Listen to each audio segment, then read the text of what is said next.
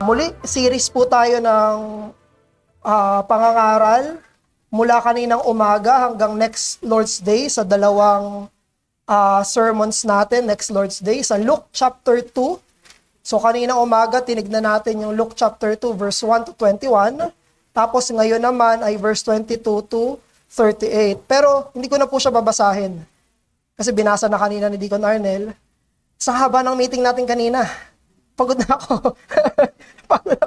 So, pero salamat sa Panginoon, nabasa natin yung Luke chapter 2 kanina. Hayaan yung simulan na natin yung exposition ng chapter na ito, no? So, nagsimula yung passage sa mag-asawa, kay Mary sa kay Joseph. Pinanganak na si Jesus doon sa previous passage na tinignan natin. Pinanganak na yung Panginoong Jesus dito sa verse 6 sa verse 7. At nandito na tayo ilang days after ng kapanganakan ng Panginoong Jesus. Around 8 days after ng kapanganakan ni Jesus. Dinala ni Mary sa ni Joseph si Jesus, yung sanggol na si Jesus, sa templo ng Jerusalem. Now, pumunta sila doon para ihandog si Jesus at para sa postpartum purification ni Mary.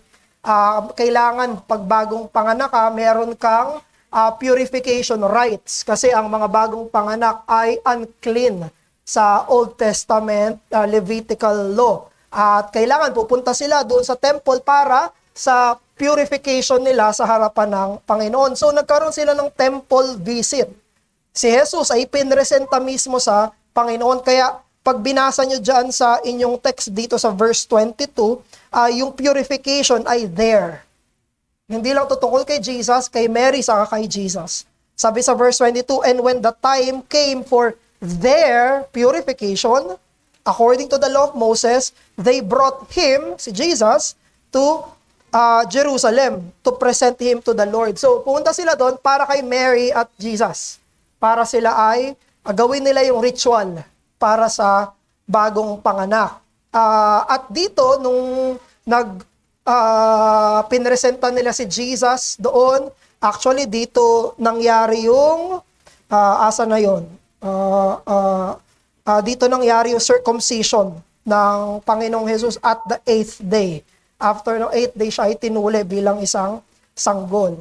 Now, nandun sila sa temple, at habang nasa templo sila, meron silang nakasalubong na dalawang matatandang deboto sa pananampalataya. Yung dalawang karakter na yon ay si Simeon, matandang lalaki, at si Anna, tinawag ni Lucas na propeta. So si Simeon, nakasalubong nila si Simeon kasi si Simeon pupunta sa temple. No? So sila, iba yung goal nila, purification rites. Si Simeon nandoon para sa kanyang mga pagsamba rin sa Panginoon. Dinescribe si Simeon ni Luke bilang righteous at devout. Si Simeon ay isang matandang lalaki na matuwid at deboto sa Panginoon. At pinangakuan si Simeon ng Holy Spirit na hindi siya mamamatay hanggat makita niya yung Mesiyas ng mukhaan, ng mataan. Ginaid siya ng Holy Spirit para pumunta sa templo for the exact moment na makasalubong niya, makita niya yung sanggol na si Jesus, dala-dala nila Mary at ni Joseph. At nung nakita ni Simeon si Jesus, kinuha niya yung bata at nagdeklara siya ng isang prophecy.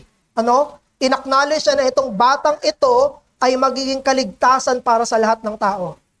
Hindi lang sa Jews, maging sa Gentiles. Verse 32, sabi ni Simeon, a light of revelation to the Gentiles and the glory of your people, Israel.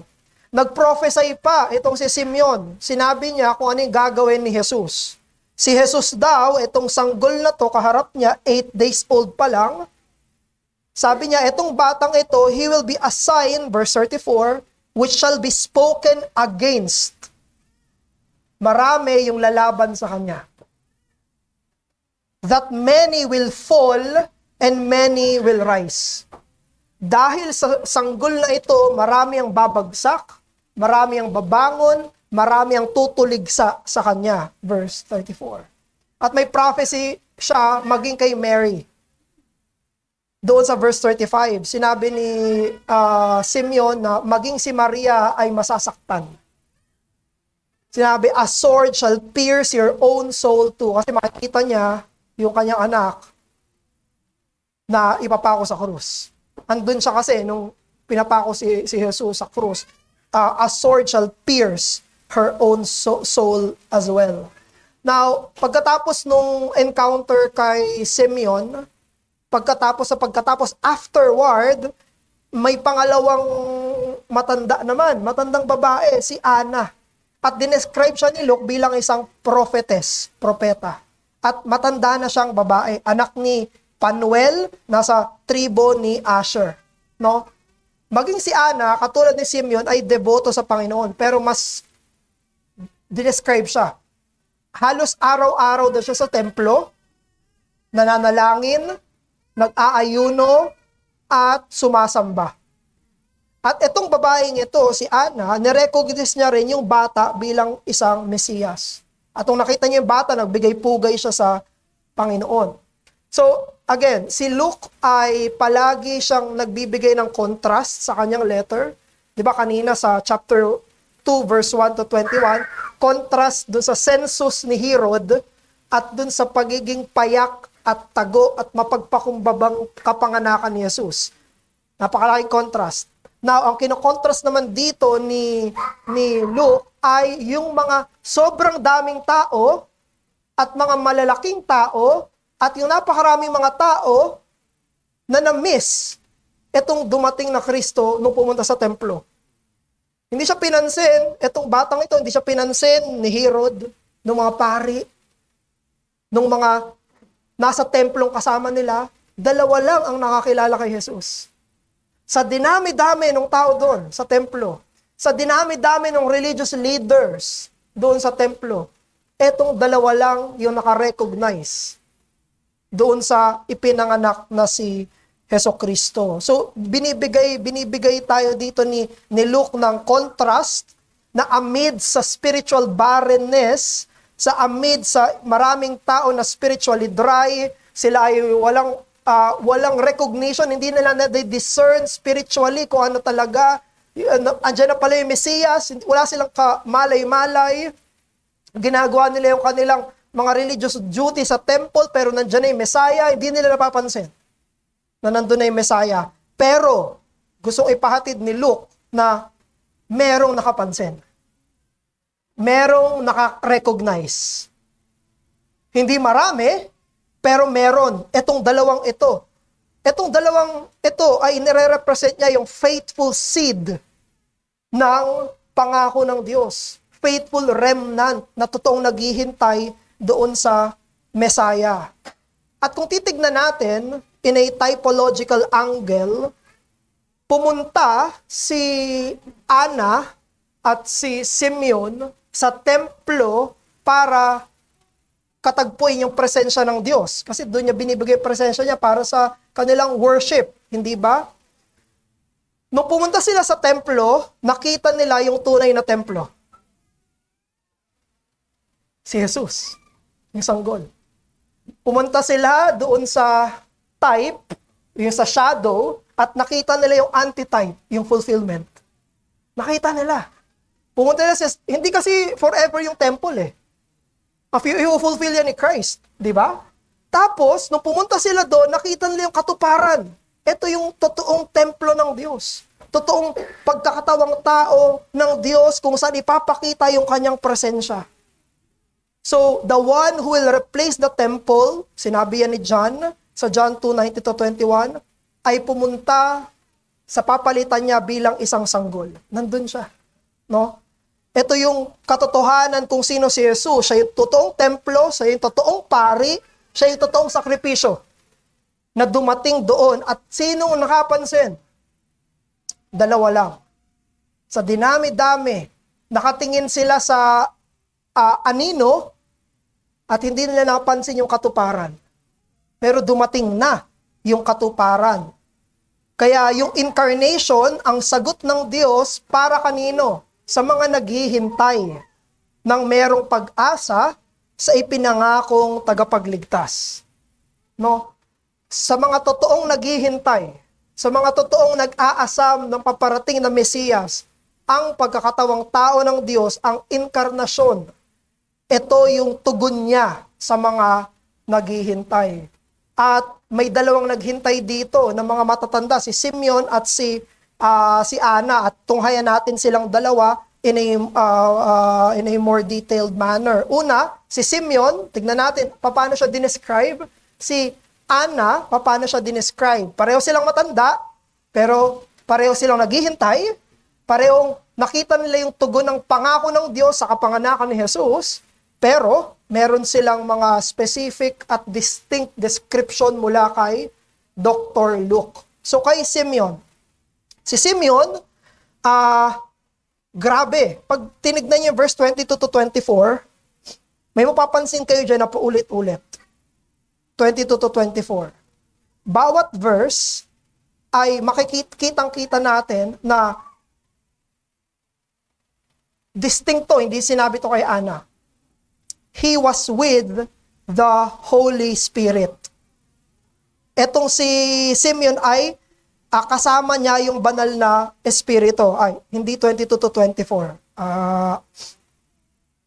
25 to 27. Verse 25 to 27.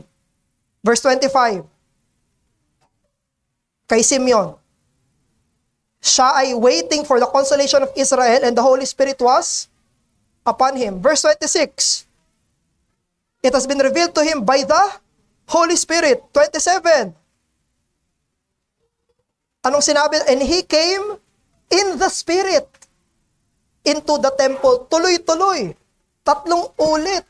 Pinapaulit-ulit na kasama na kay Simeon ang banal na spirito. Dahil sa banal na spirito, kaya niya kinatagpo yung Panginoong Jesus. Lahat nung nangyari sa temple, sinamahan siya ng banal na spirito. Verse 25, nasa kanya Holy Spirit. Verse 26, Holy Spirit, nireveal sa kanyang hindi siya mamamatay hanggat hindi niya makita yung Mesias. Verse 27, yung Holy Spirit ang nagdala sa kanya sa temple para makita niya yung Messiah. Isipin natin yon. Dito pinapakita sa atin ni Luke, no, na importante ang banal na spirito sa enkwentro natin kay Kristo.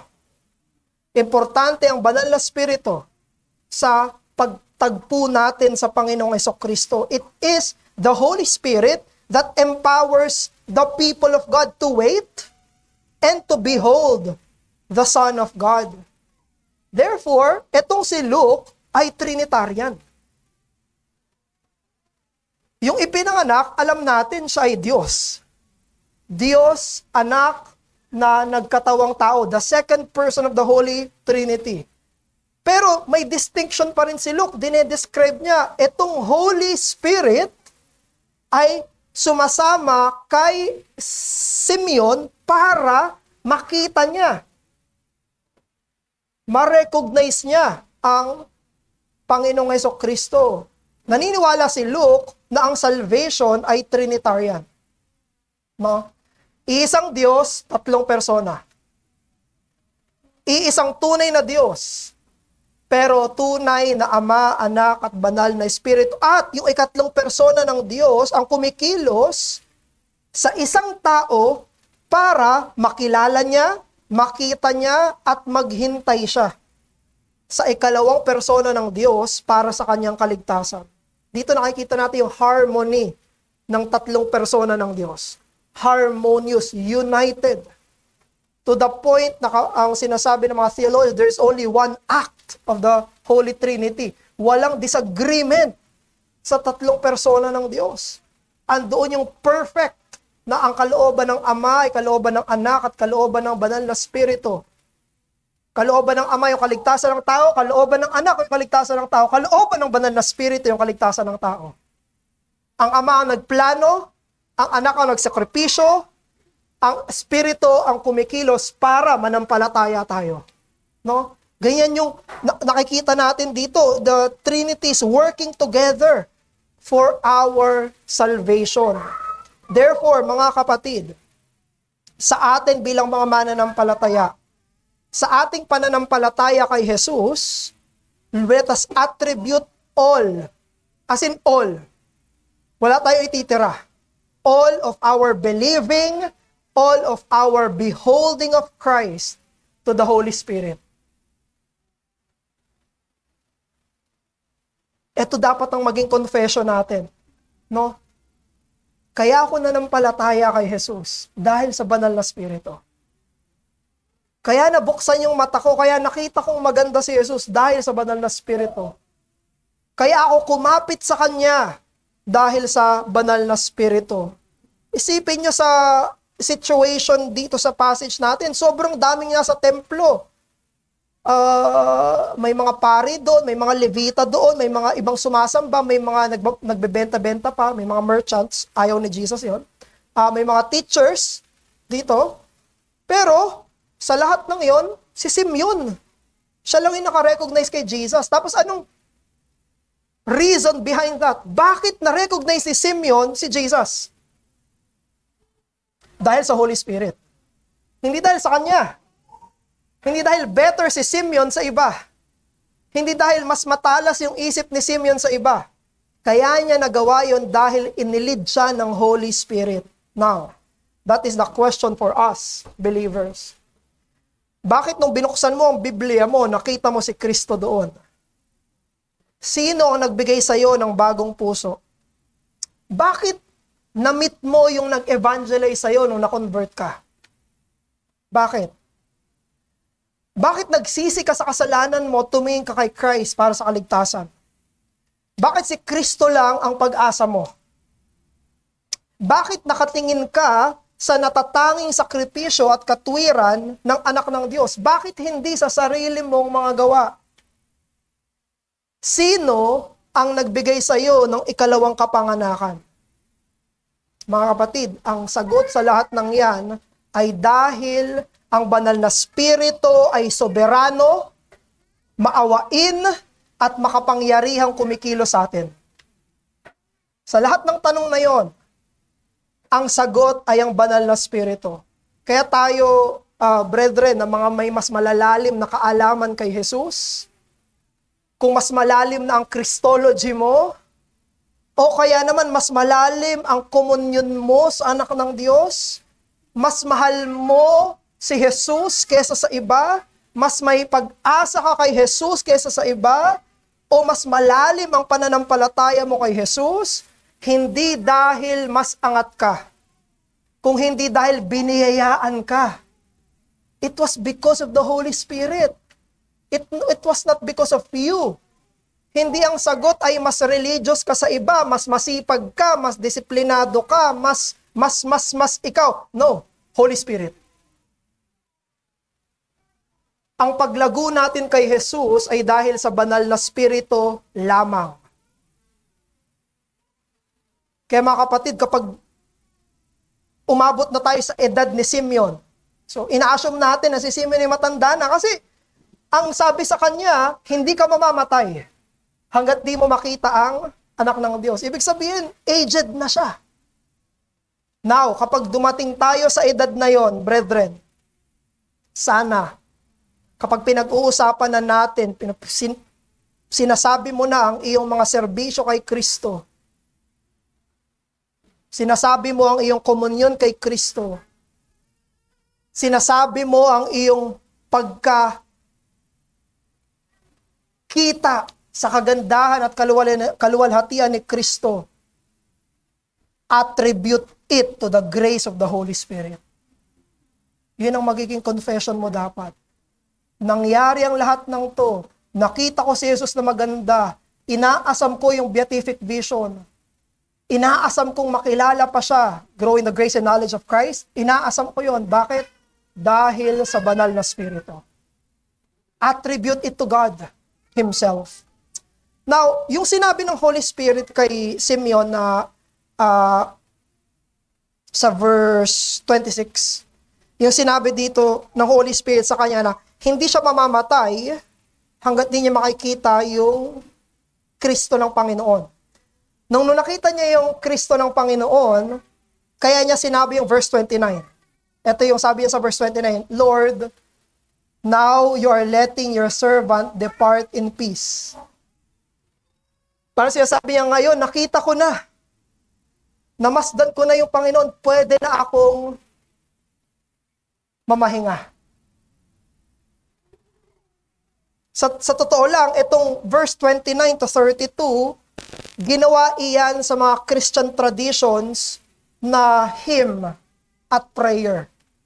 At tinagurian ito sa kasaysayan at tawag ay Nunc Dimittis. Nunc Dimittis. Ginawa nilang prayer ito.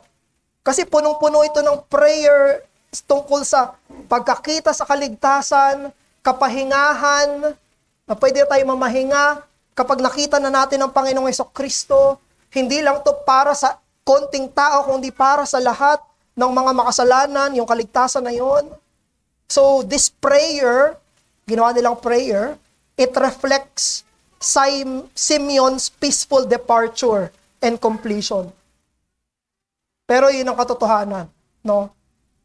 Walang totoong makakapagsabi na pwede na akong mamatay hanggat hindi pa nila nakikita si Kristo ng may pananampalataya. No one can. Sila lang na totoong nakakita kay Jesus ng may pananampalataya ang pwedeng magsabi ng verse 29. Ang pwedeng magsabi, Lord, now you are letting your servant depart in peace. Kaya't kung hindi ka pa mananampalataya, hindi mo masasabi to. Walang kapayapaan sa kamatayan labas kay Hesukristo. Ang confession natin bilang isang mananampalataya ay ganito. Kompleto na ang buhay ko, hindi dahil sa mga nakamit ko. Kompleto ang buhay ko dahil nakita ko na si Kristo. That's it. Pero kabaliktaran yung mga hindi mananampalataya. Ang sasabihin nila, kailangan makuha ko to, makuha ko to, makuha ko to, makuha ko to. Doon lang kompleto ang buhay ko. Pero asan si Christ? Asan si Kristo doon? No? Therefore, walang Nunc Dimittis, walang peaceful departure.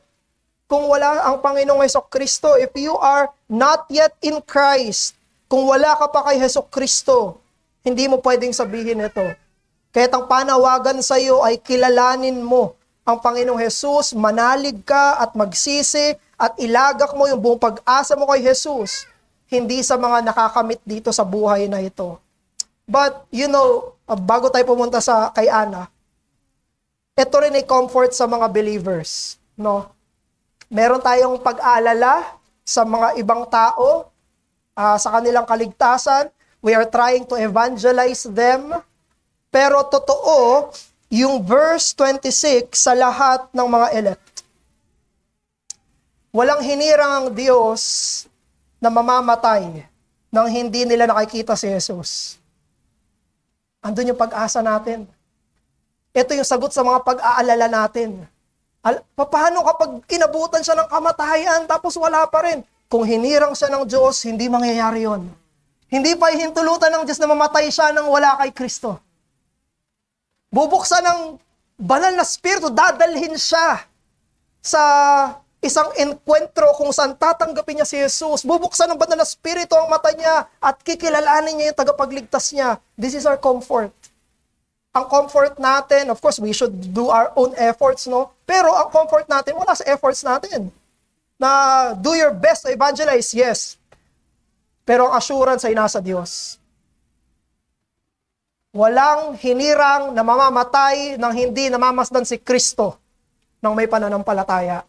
Kung ang isang tao ay hinirang, mamamasdan niya si Jesus. Take comfort in that. Number 2, kay Ana tayo. Now, medyo kailangan natin magkaroon ng qualification dito kasi si Ana ay dinescribe ni Luke bilang isang prophetess. No? Dinescribe siya bilang isang propetang babae. Now sa Bible, meron talaga mga propetang babae. Katulad ni Miriam, eto sa New Testament si Hannah, si Anna yung dinedescribe dito. Pero ang gusto kong pansinin ninyo ay siya ay dinescribe or binigyan ng title na prophet, pero ano yung ibang description sa kanya? Ang description sa kanya ay regular, faithful devotion to God. Verse 37. Halos araw-araw siya sa templo, sumasamba, nag-aayuno, at nananalangin. So gusto natin sabihin na sa time na ito, hindi sinabi ni Luke na yung prophetic role ni Anna ay leadership. Hindi yun yung sinasabi dito sa text. Hindi siya leadership role, yung pagiging prophet ni Anna. Ang sinasabi dito, itong prophet na ito ay, nakikita mo, regular yung ginagawa niya na devotion sa Panginoon. No? Actually, pag kinompare mo siya kay Simeon, si Simeon nag-prophesy pa, hindi prophet. Hindi prophet si Simeon. Tapos nag-prophesy, nag-foretell ng future. Tapos si Anna, prophet siya, pero walang dinescribe na prophecy. Proper. Now, anong ibig sabihin no? Na yung pagiging prophet ni Anna ay tungkol sa gift, hindi ng panghuhula ng hinaharap, kung hindi sa pagkilala doon sa katotohanan na nasa harapan niya.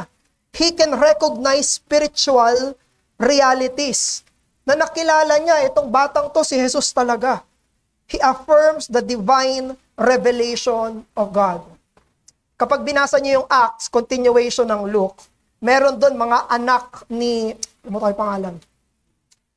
Anak ba ni Agabus yun? But anyway, i-confirm na lang natin later. May anak ng isang believer, 4 anak niyang babae, puro prophet. Pero again, ang description doon ay hindi leadership office. Kung hindi, kakayanang magsalita ng salita ng Panginoon at ma-recognize kung ano yung truth na sinasabi ng mga apostles. Ano pang description kay Anna? Si Anna ay sobrang tanda na. Hindi natin sure kung gaano siya katanda. Kasi pwede natin interpret yung verse 36 to 37 in a different manner. Pwedeng 84 years old na siya or 100 plus. Hindi natin alam. Bakit? Kasi nung sinabing 80, asa na yun? 37, sinabi doon na then as a widow until she was 84. So di natin alam na widow ba siya, siya ba ay yun yung days ng pagiging widow niya, 84? Or ganito yung edad niya ngayon. Pero ang sure dito, yung long life ni Anna ay devoted sa devotion ng Panginoon. Yung sobrang tagal na naging balo siya, sobrang tagal ng kanyang buhay, she has dedicated this upon, rather to the temple, faithfully waiting upon God before seeing the promised Savior. Ang makikita natin dito kay Anna ay isang tapat na paghihintay sa pagdating ng kanyang hinihintay na Panginoon. Ganito yung totoong Christian hope. Ang Kristiyanong pag-asa ay naghihintay sa Panginoon hanggang pagtanda, hanggat makamit niya yung pangakong katubusan na ipinangako sa kanya. Ganyan yung pag-asa. Ang pag-asa ay hindi pansamantala. Ito'y tumatagal. Sipin niyo hanggang pagtanda niya, hoping pa rin siya. Hanggang pagtanda niya, naghihintay siya. At habang naghihintay siya, devoted siya. Prayer, fasting, and worship sa temple. Ganyan dinescribe ni John Calvin ang hope. Sabi ni John Calvin sa Hebrews, indeed, hope is nothing else but the constancy of faith. Ang pag-asa daw ay ang pagiging constant, pagiging faithful ng isang pananampalataya. Dinedescribe sa atin dito anong itsura ng pag-asa. Ang pag-asa ay paghihintay plus devotion to God. That's hope. Paano mo masasabing may pag-asa ka? Anong itsura ng pag-asa? Naghihintay ng may ginagawa. Naghihintay ng may ginagawa. Maling definition. Kung ang tingin natin sa pag-asa ay umaasa, naghihintay, tapos walang ginagawa. Hindi yan ang hope sa Scripture. Kaya nga tinama ni Apostle Paul yung Thessalonians. Kasi nagkaroon ng maling eschatology yung Thessalonians. Akala nila dumating na si Christ, second coming. Ang ginawa nila, nag-resign sa mga trabaho. Wala na silang ginagawa. Tumigil na sila sa mga ginagawa nila.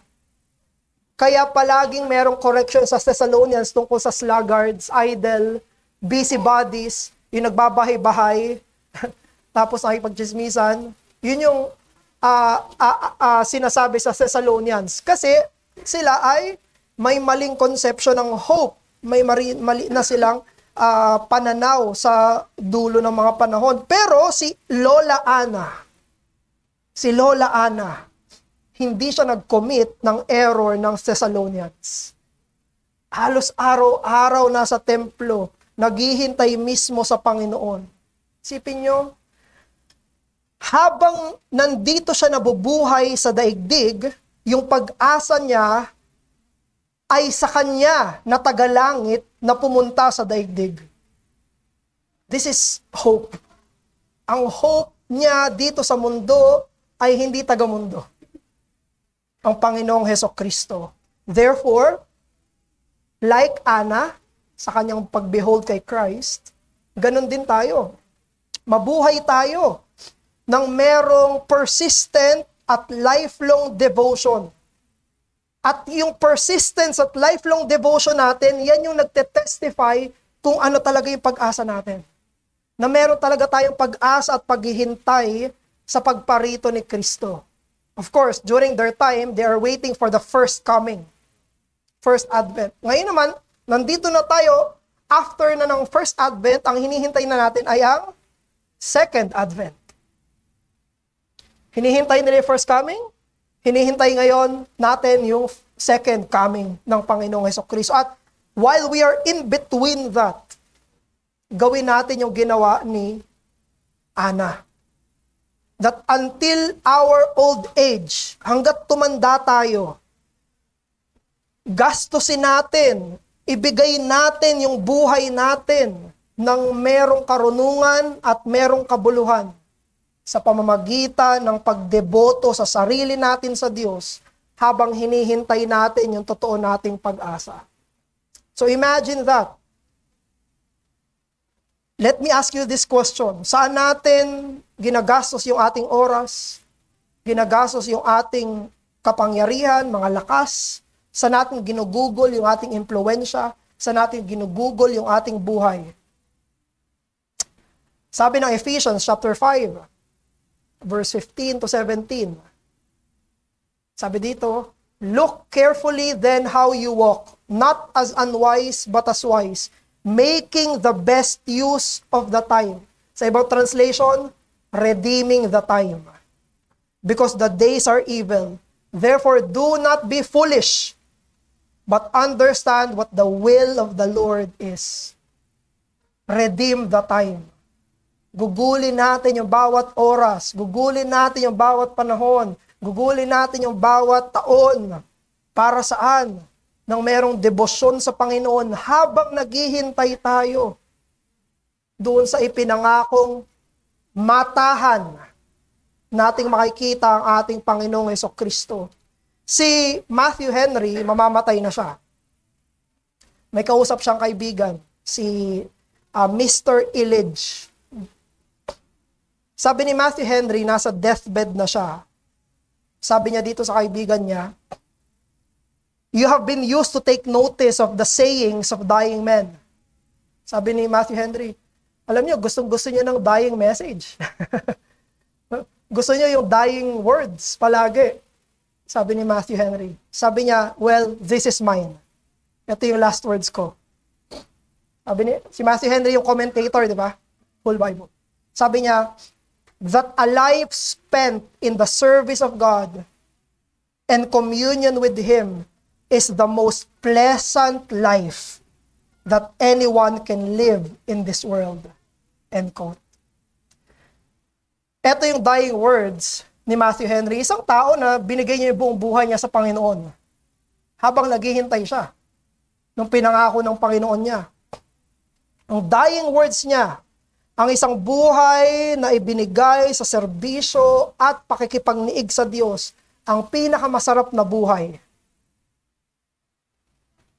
na pwedeng gawin sa mundong ito. At yan yung ginawa ni Ana. Yan yung nakita natin kay Ana. Ginugol niya yung buong buhay niya. Hindi niya nakita yung buhay niya na sayang. Sayang. Matanda na siyang babae. Tapos, anong ginagawa niya? Nasa temple palagi. Sa harapan ng mundo, sayang yung ganong buhay. Yeah. Alam niyo, pag in-interpret yun ng sanlibutan, yung ganong klaseng po, ano ba yun? Palagi na lang sa temple. Does it ring a bell? So sinasabi sa'yo, palagi ka na lang nasa church.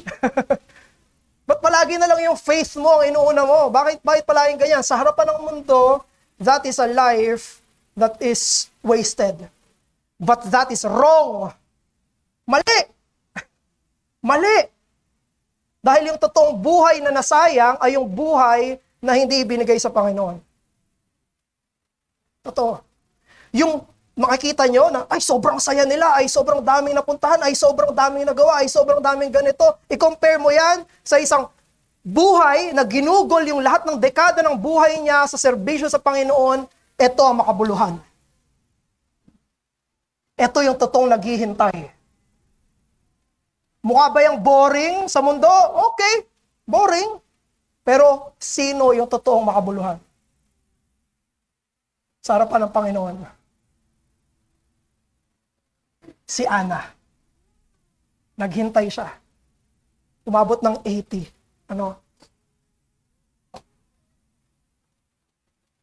Hindi ako nakapagpaalam kay Mama Vicky. Mama Vicky, hi. Si Mama Vicky. Hi, Mama Vicky. Imagine yun, nagpapa-oversight pa sa akin si Mama Vicky. Well, 3 beses na yata, 2 beses. Sa lahat ng usap namin ni Mama Vicky, ang isang hope palagi ni Mama Vicky, maintindihan palagi yung salita ng Diyos. Tapos makapagserbisyo pa sa Panginoon. Because that is the only meaningful way to live, brothers. Gugulin mo yung buhay mo na maintindihan yung salita ng Diyos. Ibigay yung sarili mo sa deposyon sa Diyos. At huwag mong paniwalaan yung sanlibutan. Na yan ay buhay na walang silbi. Yan ay napaka makabuluhan, mga kapatid. Sorry, Mama Vicky, sabihin ko ha. Minsan, naiingit pa si Mama Vicky sa ibang mga kababaihan dahil na kaya nilang maintindihan yung Bible ng mas mabilis as mas madali. Nakapag-aral ng mas malalim na theology kasi gusto ni Mama Vicky yun. Kaya lang very limited na siya. Isipin mo yun. Kung ganon yung aasamin natin, yan ay isang klase ng buhay na katulad kay Ana na nakakita na totoo kay Jesus. You have seen Christ. Brothers, there is only one meaningful way to spend the few decades of our lives. Ilang taon na tayo ngayon? Yung sinasabi, totoo yung mga sinasabi, the days are long but the years are short. May mga araw, parang ang tagal Pero pag binalikan mo, parang ang bilis ng mga taon. 2025 agad. Brothers, next, sa susunod na pagdilat ng mata mo, puti na buhok natin lahat. Yung mga batang yan, mga mag-aasawa na yan. Isang kurap lang. Ang tanong, saan natin gugugulin yung sarili natin? Gugulin natin sa hinihintay natin. There. Gugugulin natin yung sarili natin sa hinihintay natin. Bilang pagtatapos, katulad na si Lolo Simeon at si Lola Ana ay puno ng kasiyahan nung namasdan nila yung tagapagligtas, sana tayo rin.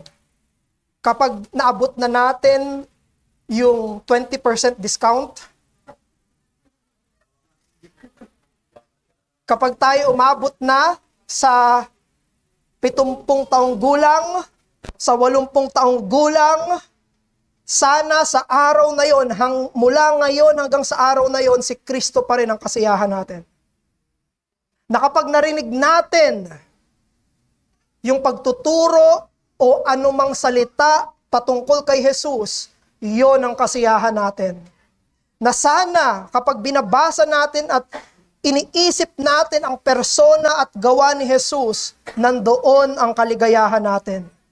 Habang naghihintay tayo ng pangalawa at pangwakas na pagdarating ng Panginoong Jesus, habang hinihintay natin yung beatific vision, ginugugol natin yung buhay natin sa pangunguna ng Espiritu na siya ang ating maging kasiyahan. Manalangin tayo. Ama namin, maraming salamat po sa inyong banal na salita dito sa Lucas. Hiling po namin, Panginoon, na sana ay bigyan nyo kami ng pareho at lumalago na pananalig katulad kay Simeon at Ana. O Diyos, pangunahan kami ng iyong Espiritu. Kung wala ang iyong Espiritu, paano namin makikita si Jesus? Kung wala ang Espiritu, paano kami masisiyahan kay Jesus? Kung wala ang Espiritu, paano kami makakapanalig ng tuloy-tuloy kay Jesus? O Diyos, samahan niyo po kami tulungan sa aming lakarin sa pananampalataya. Tulungan niyo kami, Panginoon, until our old age. Because we have no hope in ourselves but in you. Hinihiling namin ito sa pangalan ni Jesus. Amen.